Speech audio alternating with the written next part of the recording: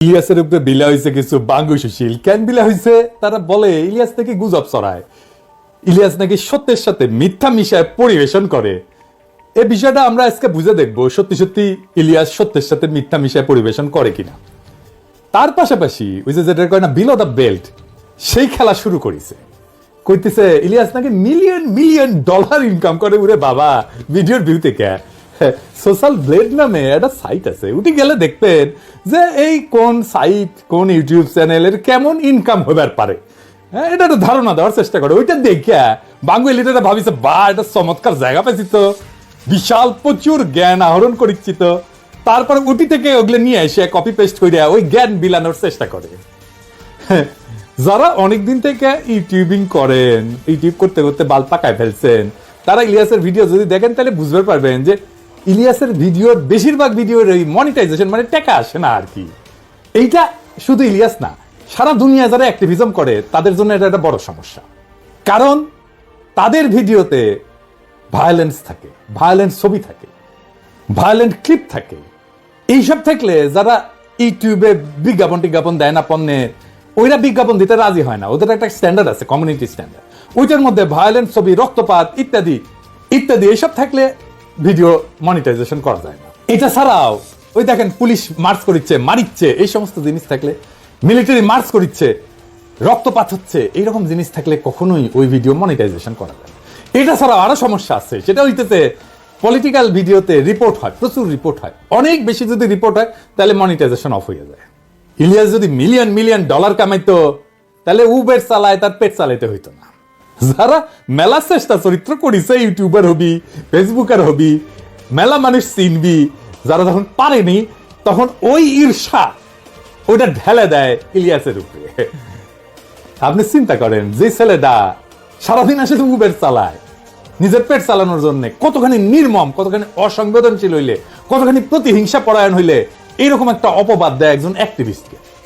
ইলিয়াসের হয়তো সীমাবদ্ধতা আছে, সবারই আছে, আমারও আছে, কিন্তু বাংলাদেশের প্রশ্নে, বাংলাদেশের স্বার্থের প্রশ্নে, বাংলাদেশের জাতীয় স্বার্থের প্রশ্নে ইলিয়াস কখনো কোথাও কাউকে ছাড় দেবে না। ইলিয়াস ব্যক্তিগত লাভের জন্য দেশের স্বার্থকে কোনোদিন বিকায় দেবে না, এটা বিক্রি করবে না। এই জন্যই দেশের মানুষের অকাতর ভালোবাসা পাইছে। দেশের মানুষ না যখন কাউরে ভালোবাসে এমনি এমনি ভালোবাসে না, সে বুঝে যে কারে ভালোবাসা যায় আর কারে যায় না। অবাক ব্যাপার হইতেছে কি, যারা একসময় ইলিয়াসের ভিডিও প্রশংসা করেছিল এখনই তারা উচ্চ কণ্ঠে সমালোচনা করছে। যাই হোক, আসেন আমরা দেখি ইলিয়াসের ভিডিও নিয়ে কথা বলি। আমি আসলে ভিডিওর কন্টেন্ট নিয়ে কথা বলবো। আমি দেখবো যে এই যে গুজব টুজব বলতেছে, সত্য মিথ্যা মিশানো বলতেছে, ওই বিষয়টাই দেখবো। আসেন আমরা আসলে দেখি সত্য কারে বলে। দেখেন, আমরা যদি ধর্মের দিক থেকে দেখি তাইলে সত্য কই থাকে? সত্য কিন্তু সবসময় খোদাই, ঐশ্বরিক। এটা আদার ওয়ার্ল্ডে থাকে, এটা ঈশ্বরের কাছে থাকে, সৃষ্টিকর্তার কাছে থাকে। আমরা সত্যের নিকটবর্তী হওয়ার চেষ্টা করি। মিডিয়ার কাজ কি সত্য বলা? প্রশ্ন শুনে মনে হইতে পারে হ্যাঁ, মিডিয়ার কাজ তো সত্য বলাই। আসেন আমরা একটা ঘটনা দিয়ে এই মিডিয়ার সত্য বলার ঘটনাটা দেখি। ওই যে প্রথম আলোর সামনে যে জিয়াফতের ঘটনা ঘটেছিল না, জিয়াফতের দিন কি করেছিল? পুলিশ পিটাইছিল, তাই না? বিনা উস্কানিতে আলো নিভাই দিয়া সবাই পিটায় সরাই দিছিল লাঠিচার্জ কইরা। কিন্তু ওই ঘটনাটা প্রথম আলো কিভাবে লিখলো যারা ওইখানে জিয়াফত করতে গেছিল তারাই বিশৃঙ্খলা করেছে, তাই না? বিশৃঙ্খলা কে করলো? যারা জিয়াফত করতে গেছিল, যারা মাইর খেলো, তারাই নাকি বিশৃঙ্খলা। ভিডিও ফুটেজ আছে, আমি দেখাইছি, আজ আর দেখাইলাম না। দেখেছেন তো, আলো নিভাই দিয়ে খুব শান্ত, বিনা উস্কানিতে যে জমায়েত তার উপরে লাঠিচার্জ শুরু করলো বিনা কারণে। ওখানে আলো নিভাইছে পুলিশ, কখনো ওখানে আলো নিভানো হয় না। তার মানে পুলিশ জানতো, প্রস্তুতি নিছে যে তা মারবে, তারপরে বিনা উস্কানিতে ঝাঁপায় পড়ছে। শুধু যে ঝাঁপায় পড়ছে তাই না, একজন অ্যাক্টিভিস্টকে ধইরা প্রথম আলো অফিসের মধ্যে ধরে নিয়ে গেছে, ওইখানে বিভৎসভাবে নির্যাতন করছে। প্রথম আলো নিউজে ওইগুলো আছে যে আলো নিভাই দেওয়া হয়েছিল, বিনা উস্কানিতে মারপিট করা হয়েছে, একজনকে প্রথম আলোর অফিসে নিয়ে যায় মারপিট করা হয়েছে, আছে? নাই। তার মানে প্রথম আলো ঘটনার একটা দৃষ্টিকোণ থেকে, তাদের দৃষ্টিকোণ থেকে সংবাদ হিসেবে উপস্থাপন করছে। প্রথম আলোর উল্টা পাশের অংশ যারা, মানে আমরা, তাদের কণ্ঠস্বরকে স্তব্ধ করে দিছে। সত্যটা কি? আমরা যেটা বলছি সেটা নাকি প্রথম আলো যেটা বলছে সেটা? সম্ভবত এই ঘটনার আরো অনেক দৃষ্টিকোণ আছে, কারণ আমরা দুইটা পক্ষ, প্রথম আলো এবং আমরা। প্রথম আলো একটা পক্ষ, আমরা আর একটা পক্ষ। তাহলে একটা তৃতীয় নিরপেক্ষ বা অন্য আর একটা পক্ষ, আরো 3-4টা পক্ষ থাকতে পারে। সবগুলো দৃষ্টিকোণ কি একটা সংবাদ মাধ্যম প্রকাশ করে না। সে করে তার জন্য যেটা সবচেয়ে সুবিধাজনক সেটা প্রকাশ করে। মিডিয়া যা প্রকাশ করে সেটা ঘটনার প্রতিক্রিয়া প্রকাশ করে, ঘটনা না। আসল ঘটনাকে সে পুনর্নির্মাণ করে, বানায়। সে পুনর্নির্মিত ঘটনাকে একটা ঘটনা হিসাবে প্রচার করে এবং এই ঘটনার বাইরে সেগুলো হয়ে যায় গুজব। আমি একটা এক্সাম্পল দিই। মানবতা বিরোধী অপরাধের আদালতে সংবাদপত্রে প্রকাশিত সংবাদকে সাক্ষ্য হিসেবে ধরা হয়েছিল। দুনিয়ার সব সাক্ষ্য আইনকে বুড়া আঙুল দেখায় সংবাদপত্রে প্রকাশিত সংবাদকে সাক্ষ্য হিসেবে ধরা হয়েছিল। আমরা বলছিলাম এইটা হইতে পারে না, এটা অন্যায়, এটা অপরাধ। এইভাবে সংবাদপত্রে প্রকাশিত সংবাদকে সাক্ষ্য হিসেবে ধরা যায় না। সংবাদপত্রে যদি সত্য কথাই লেখা থাকে তাহলে তাকে সাক্ষ্য হিসেবে ধরতে অসুবিধা কোথায়? অসুবিধা এইখানেই, সংবাদপত্রে সত্য কথা লেখা থাকে না, লেখা থাকে একটা দৃষ্টিকোণ। আসলে ক্ষমতা সংবাদ তৈরি করে, ঘটনাকে পুনর্নির্মাণ করে, তার বয়ানের বাইরে সে যেটা বলতে চায় সেটার বাইরে সেটাকে সে গুজব বলে উড়ায় দেয়। সে নিজের বয়ানকে সত্য বলে দাবি করে, আর বয়ানের বাইরে সেটা হইতেছে গুজব। এবার বুঝছেন তো? আমারও তো বলে গুজববাজ। আমি তো পত্রিকার নিউজ রেফারেন্স দেখাই, তারপরেও আমি নাকি গুজব ছড়াই। তার মানে গুজব হইতেছে তার বয়ানের বাইরে তার বিশ্বাসের বাইরে সেটাই গুজব। কিন্তু ধরেন মিডিয়া যেটা প্রকাশ করে অথবা যেটাকে তারা গুজব বলে দাবি করে, এটা কিন্তু সত্য বা মিথ্যার বিষয় না। এই দুটেই হইতেছে পারসেপশন। এটাকে বলা যাইতে পারে ধারণা। কোন পারসেপশন, কোন ধারণাকে লোকে বিশ্বাস করে, এটাকে বিশ্বাসযোগ্য বলে মনে করে। এমনকি এইরকম ধারণা যে ক্ষমতার গদিকেও কাঁপায় দিতে পারে। আপনি যেটাকে বিশ্বাসযোগ্য বলে ভাববেন সেটা কিছু পূর্ব শর্ত আছে, সেই পূর্ব শর্তগুলো পুরো হইলে বিশ্বাস পোক্ত হয়। আমি একটা এক্সাম্পল দিই। ধরেন র‍্যাব কইতেছে যে হেলিকপ্টার থেকে হয় নাই, কিন্তু আমরা জানি, আমরা বিশ্বাস করি হেলিকপ্টার থেকে হয়েছে। তার মানে বুঝছেন তো, আমরা যেটা মনে করতেছি এটা বিশ্বাসযোগ্য। ধরেন গার্মেন্টসের কোন শ্রমিকের উপরে বা বাসায় কাজের মেয়ে, কাজের ছেলের উপরে যে টর্চার হয়, এই ঘটনাগুলো খুবই বিশ্বাসযোগ্য ঘটনা। 1857 সালে সিপাহী বিপ্লব হয়েছিল, ওইখানে রটনা হয়েছিল যে ওই যে কার্তুজের মধ্যে শুকর আর গরুর চর্বি একসাথে মিশায় দেওয়া হয়েছে এবং কার্তুজটা মুখ দিয়ে কাটতে হইতো। ওটা একটা বিশ্বাসযোগ্য বিষয় ছিল। এই যে পারসেপশন বা জনতার মধ্যে যে ধারণা, বিশ্বাসযোগ্য ধারণা তৈরি হয়, এইটাকে নিয়ন্ত্রণ করার জন্যই মিডিয়ার জন্ম। মিডিয়া মানেই জনতার পারসেপশন বা ধারণাকে নিয়ন্ত্রণ করা। মিডিয়া মানে একটা প্রোপাগান্ডার মেশিন।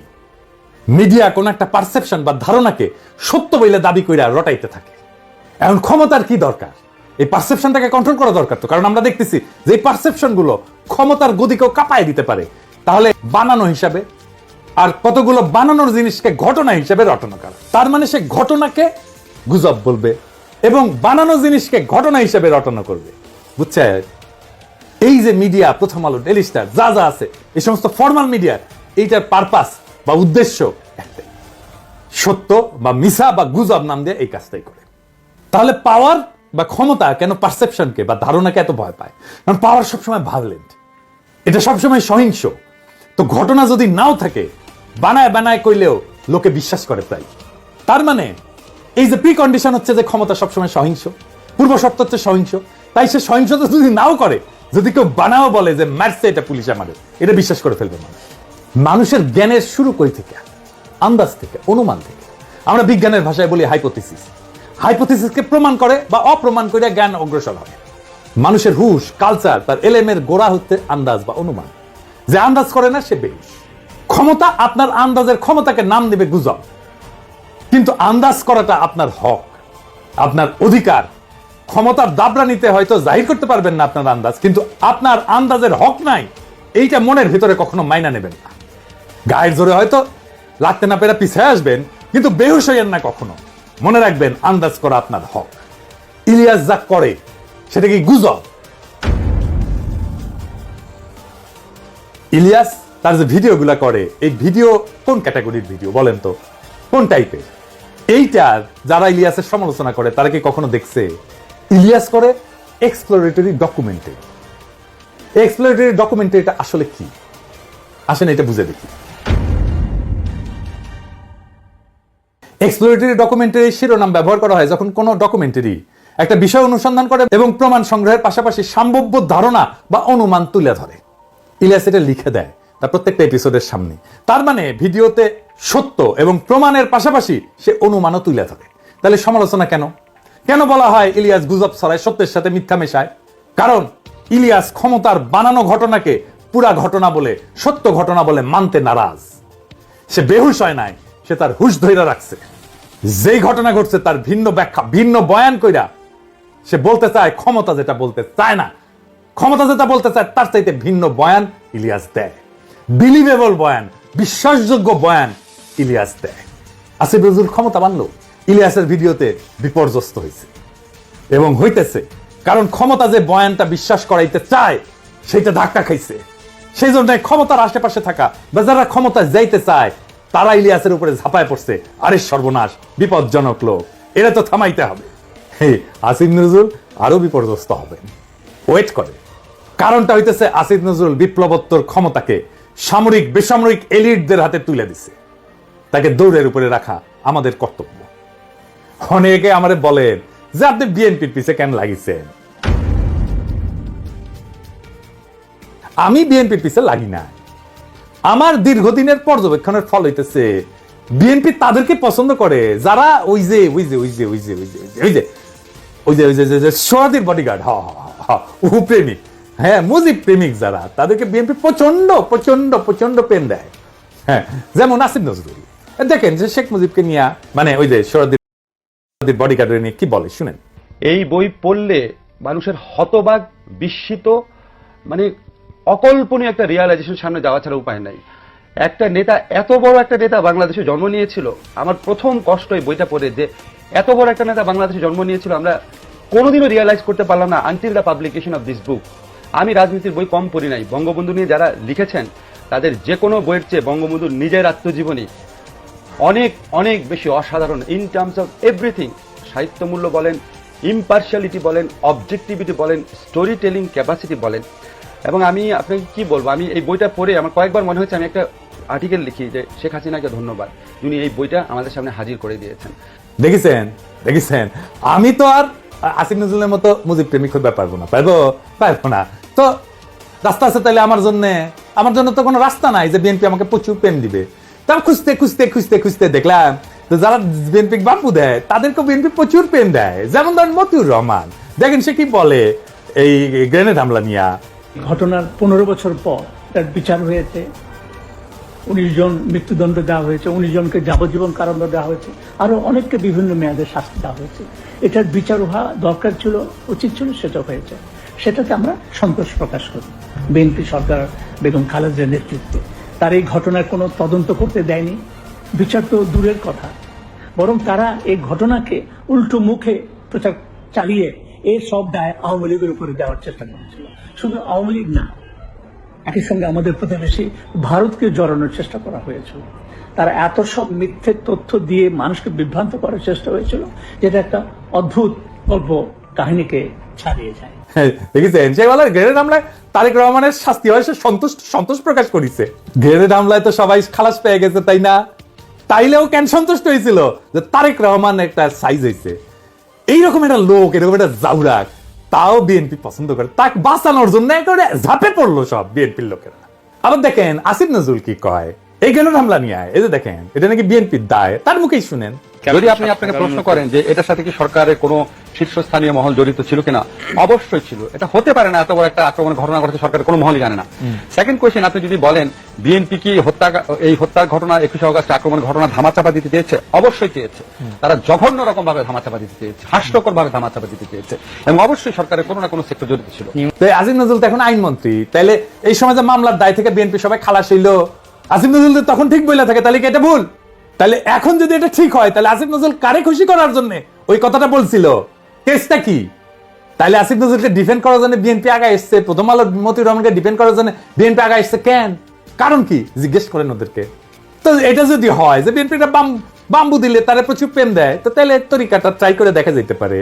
হ্যাঁ, যদি এটা শুনে বিএনপি আমাকে একটু প্রেম টেম দেয়, হ্যাঁ, কারণ আমি তো ওই যে গানটা আছে না, ওই যে একটা গান আছে না, ওই যে আমি তোমারই প্রেম ভিখারি, ভালোবেসে ঠাই দিও পরাণে গো, ভালোবেসে ঠাই দিও পরাণে।